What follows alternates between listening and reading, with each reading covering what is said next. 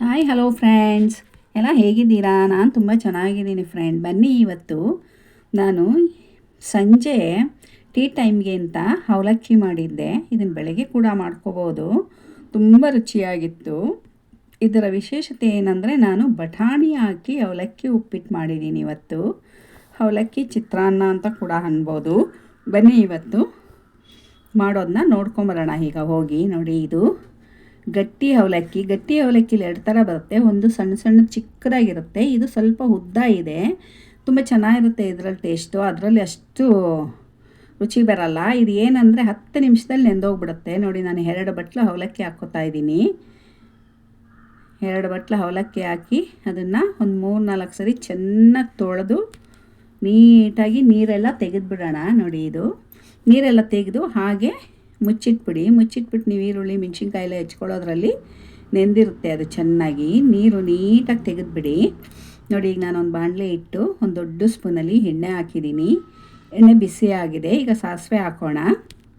ಸಾಸಿವೆ ಸಿಡಿದ ನಂತರ ಹಸಿಮೆಣಸಿನ್ಕಾಯಿ ಒಂದು 4 ಕಟ್ ಮಾಡಿ ಇಟ್ಕೊಂಡಿದ್ದೆ, ಅದು ಕೂಡ ಹಾಕಿದ್ದೀನಿ.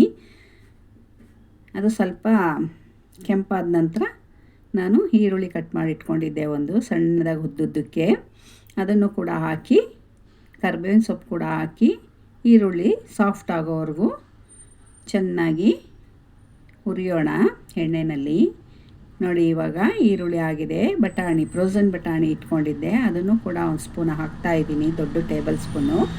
ಅದನ್ನು ಹಾಕಿ ಬೇಯೋವರೆಗೂ ನಾವೀಗ ಅದನ್ನು ಬೇಯಿಸ್ಕೋಬೇಕು. ಎಣ್ಣೆನಲ್ಲೇ ಬೇಯ್ಕೊಂಬಿಡುತ್ತೆ, ಏನಿಲ್ಲ, ಒಂದು 2 ನಿಮಿಷ ಸಾಕು, ಚೆನ್ನಾಗಿ ಸಾಫ್ಟ್ ಆಗುತ್ತೆ. ಸ್ವಲ್ಪ ಬಟಾಣಿಗೆ ಈರುಳ್ಳಿಗೆ ಉಪ್ಪಿಡಿಲಿ ಅಂತ ಉಪ್ಪು ಹಾಕಿದೆ. ಉಪ್ಪು ಹಾಕಿದ ನಂತರ ಚೆನ್ನಾಗಿ ಮಿಕ್ಸ್ ಮಾಡಿ, ಒಂದು ಮಿಕ್ಸ್ ಕೊಟ್ಟು ನಂತರ ಸ್ವಲ್ಪ ಒಂದು 1/4 ಚಮಚ ಅರ್ಶಿನದ ಪುಡಿ ಹಾಕಿ ಕೂಡ ಮಿಕ್ಸ್ ಮಾಡಿಕೊಂಡು, ಈಗ ಅವಲಕ್ಕಿ ನೆಂದಿದೆಯಾ ನೋಡೋಣ ಬನ್ನಿ. ನೋಡಿ, ಚೆನ್ನಾಗಿ ಉದುರುದ್ರಾಗಿ ನೆಂದಿದೆ. ನೀರೆಲ್ಲ ಚೆನ್ನಾಗಿ ತೆಗೆದುಬಿಡಿ, ಇಲ್ಲಾಂದರೆ ಮೆತ್ತಗಾಗ್ಬಿಡುತ್ತೆ. ಇನ್ನೊಂದು ಥರ ಅವಲಕ್ಕಿ, ಗಟ್ಟಿ ಅವಲಕ್ಕಿ ಇನ್ನೊಂದು ಥರ ಚಿಕ್ಕದು ಬರುತ್ತಲ್ಲ, ಅದಿಷ್ಟು ಬೇಗನೆ ನೆನೆಯೋಲ್ಲ, ನೀರಲ್ಲೇ ನೆನೆಸ್ಬೇಕು. ಇದು ತುಂಬ ಚೆನ್ನಾಗಿದೆ ಅವಲಕ್ಕಿ, ರುಚಿನೂ ತುಂಬ ಚೆನ್ನಾಗಿರುತ್ತೆ ಇದರಲ್ಲಿ. ಬಟಾಣಿ ಹಾಕಿ ಒಂದು ಸಲ ಮಾಡ್ಕೊಂಡು ನೋಡಿ ಬನ್ನಿ. ಬಟಾಣಿ ಬೆಂದಿದೆಯಾ ನೋಡೋಣ. ಬಟಾಣಿ ಬೆಂದಿದೆ ಚೆನ್ನಾಗಿಯೇ. ಈಗ ನಾವು ನೋಡಿ, ಬೆಂದಿದೆ ಬಟಾಣಿ. ಈಗ ನಾವು ಅವಲಕ್ಕಿ ನೆನೆಸಿಟ್ಕೊಂಡಿದ್ವಲ್ಲ, ಅದನ್ನು ಹಾಕ್ಬಿಡೋಣ. ಅವಲಕ್ಕಿ ಹಾಕಿ ಆವಾಗಲೇ ಒಂದು 1/4 ಚಮಚ ಉಪ್ಪು ಹಾಕಿದ್ದು. ಈಗ ರುಚಿಗೆ ಎಷ್ಟು ಬೇಕೋ ಅಷ್ಟು ನೋಡ್ಕೊಂಡು ಉಪ್ಪು ಹಾಕ್ಕೊಂಡು ನೀವು ಮಿಕ್ಸ್ ಮಾಡ್ಕೊಳ್ಳಿ. ಚೆನ್ನಾಗಿ ಮಿಕ್ಸ್ ಮಾಡಿದ ನಂತರ ಬಿಸಿ ಆಗಲಿ ಅವಲಕ್ಕಿ. ಬಿಸಿ ಅವಲಕ್ಕಿ ಕಾಫಿ ಜೊತೆ ಸರ್ವ್ ಮಾಡಿದ್ದೆ, ತುಂಬ ರುಚಿಯಾಗಿತ್ತು ಅವಲಕ್ಕಿ ಉಪ್ಪಿಟ್ಟು. ನೋಡಿ, ಇವಾಗ ಆಗಿದೆ. ಇದಕ್ಕೆ ನಾವೀಗ ಕೊತ್ತಂಬರಿ ಸೊಪ್ಪೆಲ್ಲ ಹಾಕ್ಕೋಣ. ಹಸಿ ತೆಂಗಿನ ತುರಿ 1 ಟೇಬಲ್ ಸ್ಪೂನು.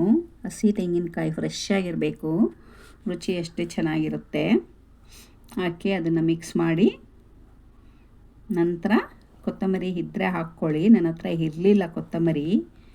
ಫ್ರೆಶ್ಶಾಗಿ ಕೊತ್ತಂಬರಿ ಸೊಪ್ಪು ಹಾಕ್ಕೊಂಡ್ರಂತೂ ತುಂಬ ರುಚಿಕರವಾಗಿರುತ್ತೆ ನಮ್ಮ ಅವಲಕ್ಕಿ ಉಪ್ಪಿಟ್ಟು. ಬೆಳಗಿನ ಬ್ರೇಕ್ಫಾಸ್ಟ್ಗೂ ಮಾಡ್ಕೋಬೋದು, ಮತ್ತು ಸಂಜೆ ಟೀ ಟೈಮ್ಗೂ ಮಾಡ್ಕೋಬೋದು. 2 ಟೈಮ್ಗೂ ಚೆನ್ನಾಗಿರುತ್ತೆ. ಉಪವಾಸ ಇರ್ತಾರಲ್ಲ, ಅವರು ಮಾಡ್ಕೊಂಡು ತಿನ್ಬೋದು. ಈರುಳ್ಳಿ ಸ್ಕಿಪ್ ಮಾಡ್ಬೋದು. ನೋಡಿ, ಇವಾಗ ನಾನು 1 ಸ್ಪೂನಷ್ಟು ಹೆರಳಿಕಾಯಿ ರಸ ಹಾಕ್ತಾಯಿದ್ದೀನಿ. ನಿಂಬೆಹಣ್ಣು ಮನೇಲಿ ಇರಲಿಲ್ಲ, ನಿಮ್ಮ ಹತ್ರ ನಿಂಬೆಹಣ್ಣು ಇದ್ದರೆ ಹಾಕ್ಕೊಳ್ಳಿ. ಹೆರಳಿಕಾಯಿ ರಸನೂ ತುಂಬ ಚೆನ್ನಾಗಿತ್ತು. 1 ಟೇಬಲ್ ಸ್ಪೂನ್ ಹಾಕಿದ್ದೆ, ರುಚಿಕರವಾಗಿತ್ತು. ಈಗ ನಮ್ಮ ಸಂಜೆ ಟೀ ಟೈಮ್ಗೆ ಅವಲಕ್ಕಿ ಉಪ್ಪಿಟ್ಟು ಅಥವಾ ಅವಲಕ್ಕಿ ಚಿತ್ರಾನ್ನ ರೆಡಿಯಾಗಿದೆ. ತುಂಬ ರುಚಿಯಾಗಿದೆ. ಒಮ್ಮೆ ಮಾಡ್ಕೊಂಡು ನೋಡಿ ನೀವು ಕೂಡ. ಹೊಸ್ದಾಗಿ ಚಾನಲ್ ನೋಡ್ತಾ ಇರೋರು ಪ್ಲೀಸ್ ಸಬ್ಸ್ಕ್ರೈಬ್ ಮಾಡ್ಕೊಂಡು ನೋಡಿ.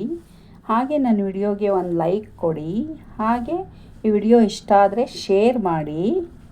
ಕಮೆಂಟ್ ಬಾಕ್ಸ್ನಲ್ಲಿ ಕಮೆಂಟ್ ಮಾಡಿ ತಿಳಿಸೋದನ್ನ ಮಾತ್ರ ಮರಿಬೇಡಿ. ನೋಡಿ, ಇವಾಗ ನಾನು ಸರ್ವ್ ಮಾಡ್ಕೊತಾ ಇದ್ದೀನಿ ಅವಲಕ್ಕಿ ಉಪ್ಪಿಟ್ಟನ್ನ.